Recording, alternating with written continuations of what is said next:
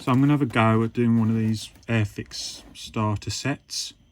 Doing a 1 to, well, it says 1 to 72, we'll see. Sometimes from the Airfix stuff, 1 to 76.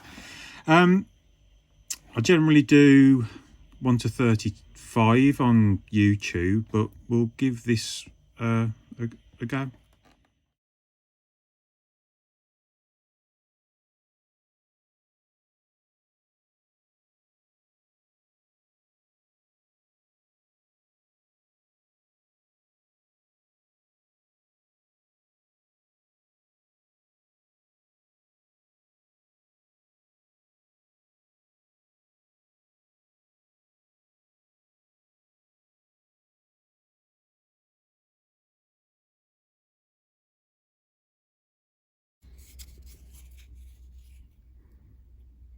I mean, you can use a nail file as a sanding block. It's okay. And just to show I can use it, this is the stuff. You can sort of, I tend to, well, I never use it really, well, just to make Airfix happy. So you can just put that onto like a cocktail stick, not too much.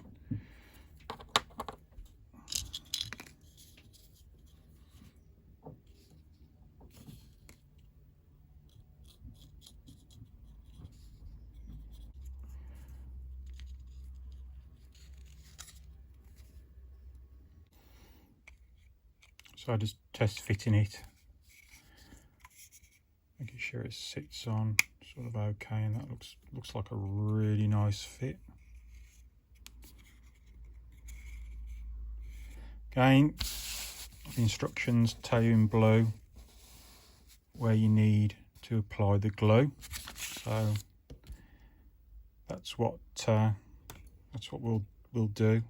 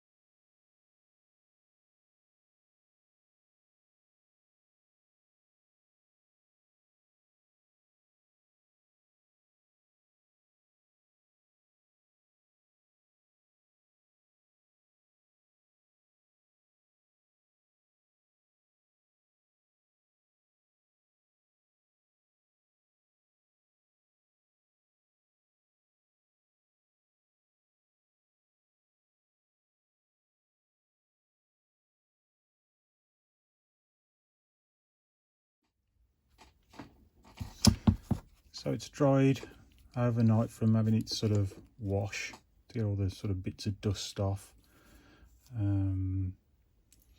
any sort of oily marks that might have been on there, and now it's sort of time to sort of prime it. You can use sort of standard sort of primers. I tend to use things like this. It's more if I'm doing planes, because you're messing around with planes a lot, different camo schemes and things. With tanks, I tend not to bother. I tend just to put a black primer down of normal acrylic paint. If you look at any of my videos for 1 to 35, this is what I tend to do, and the benefit of that is obviously it gives a base for the final colour you're going to put on, the sort of green, and also it finds any of the nooks and crannies on the model. So if you do miss something with the green, you're not going to see this lighter green sort of showing through. So you completely cover the whole model with acrylic paint. Now normally I use sort of one of these, like an airbrush. I converted a few years ago. but obviously I'm trying to do this video for people who are sort of interested in taking up the hobby, and you'd only have certain things available. So what I'm going to do is I'm going to use the black that comes in the kit, which is 33, Humbrol 33. Now you can't use it straight from this because it'll be too thick and it'll be globby and you'll lose loads of the detail. So you need to probably put a couple of different layers on and build it up slowly, which is a bit frustrating because you want to crack on. But it will look better in the sort of long run. But this will need thinning. Now in the old days, or not that long ago, you could use tap water. Sometimes I use sort of acrylic thinners by Humbrol. I tend to stick with the name, with the brand of the paint I'm using. I know you can mix and match some of them, but I always seem to have a load of disasters. So I'm going to stick with Humbrol, but make sure it's acrylic. You want acrylic, not enamel. So just be careful when you see these things on the shelves because they all look pretty similar to me. So let's give it a go.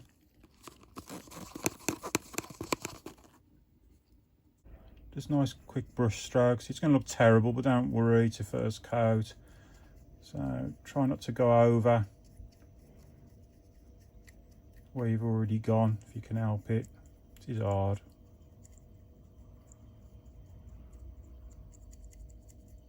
So I'll carry on with this and I'll show you when I've done. That's what it's come out with the first coat. Looks terrible, doesn't it? But hopefully when we put a couple more coats on, it will look a bit better. Just make sure you get everywhere. Like I can see bits I've missed already.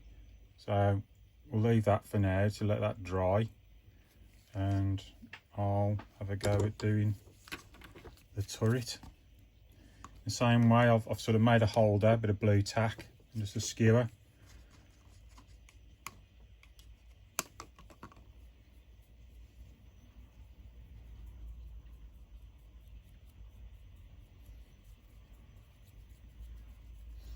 Because this will show up any sort of work, any filler, especially when you do planes, when you've done your primer.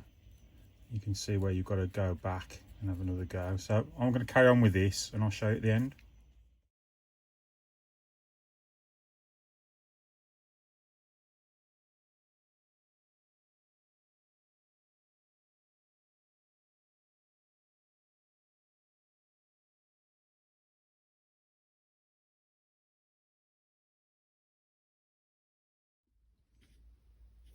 So next we're going to go through the same process but with green. So the kit comes with this, which is 159, which is more of a sort of bronzy green for British. You can get the acrylics sort of like this, that's 155, which I tend to use for US armour and soft skin vehicles. So first thing to do is give it a good stir. And it's going to be the same process like I said before. We'll add some thinner. So I'll get the paint ready and we'll have a go.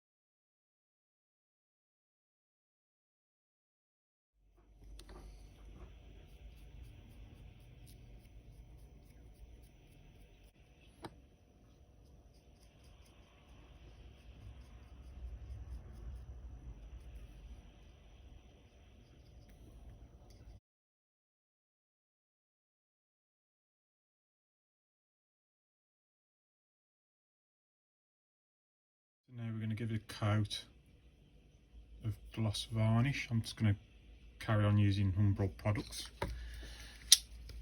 and this will seal the paintwork that we've done so far, and also give us a basis for our decals. Now normally I'd airbrush this, but I'm going to carry on using the paintbrush.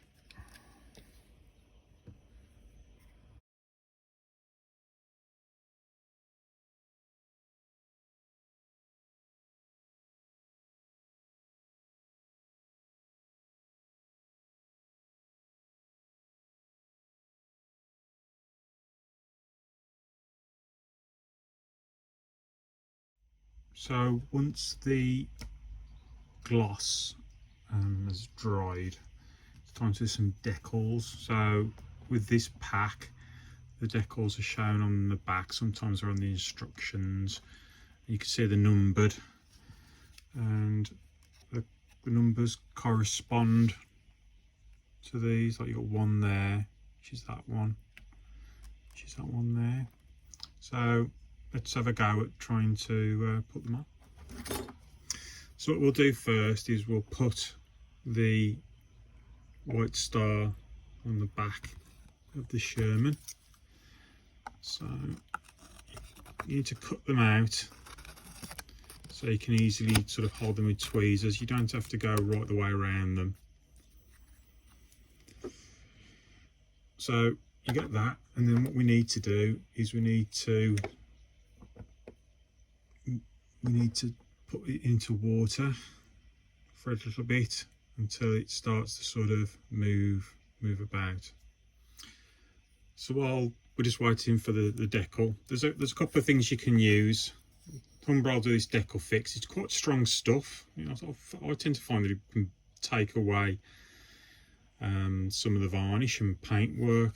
I do use microset quite a lot, and what these things do is they soften the decal and allow it to adhere to the model better, and you can avoid sort of silvering, which is you can't sort of see silvering's when you can't see the base colour coming through the transparent decal, and it goes sort of a silver foggy kind of colour. So there's microset, which is sort of a standard one that I use, and if I am struggling, I have got microsol, which is for more difficult decals. So we'll give it a go. Should we ever go with decal fix? I mean, I don't very rarely use it, but we are trying to use Umbral, and they're easy to get things, certainly in the UK. So let's give this a go. So you can see it's moving quite freely now. The decal fix, put it onto the area.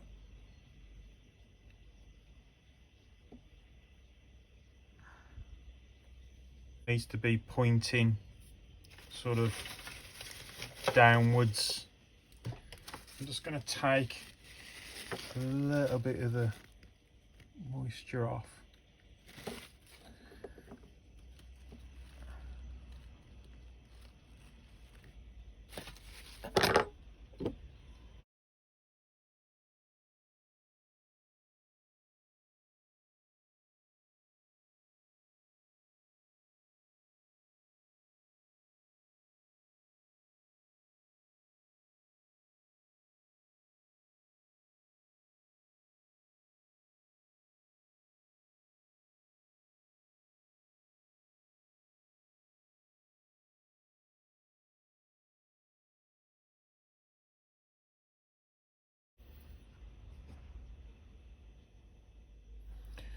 So I'll just line that up, and I think it's sort of all right. Just needs it to dry, and then we can just see if it is mould in there, and if it's not, over that sort of hatch, then we can always do a slight cut with the scalpel and then apply some more decal fix.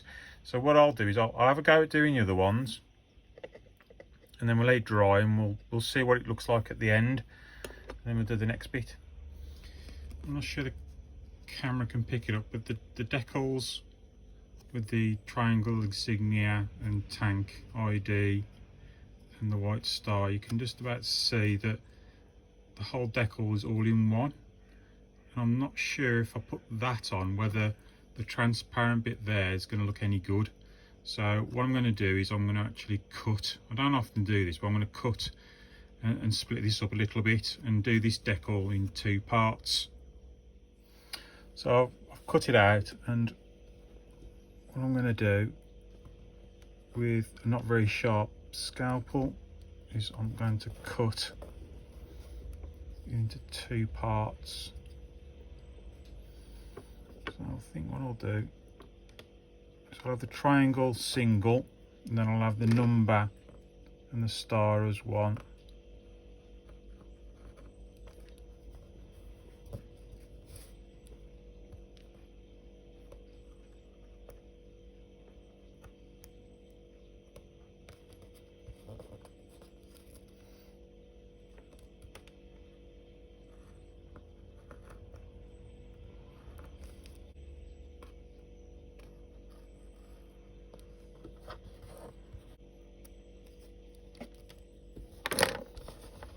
Like so. Like so. So nice and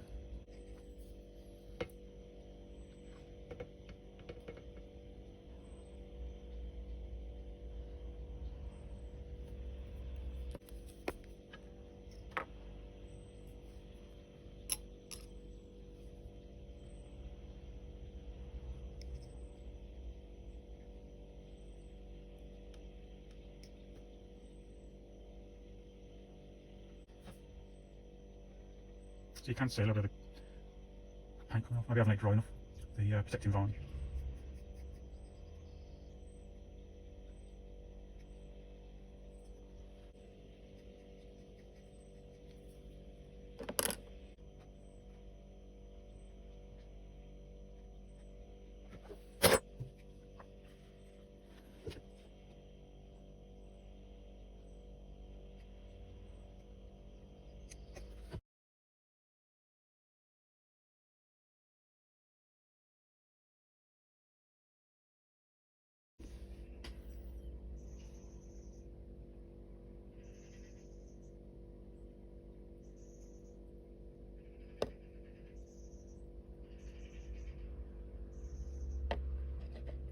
So from what's in the box, this is almost what it looked like if it had come out of the factory, I guess. It's gloss because I've put the decals on. It needs a matte coat on it really. It's alright. But with what, you could probably do a bit of dry brushing around the sides with the gunmetal. But that's about as much as I think you can probably do with the sort of products. So what we'll probably do now is have a go at trying to do some weathering with some other products that you can sort of buy, and try and do it as cheap as we can. And so let's see what we can do.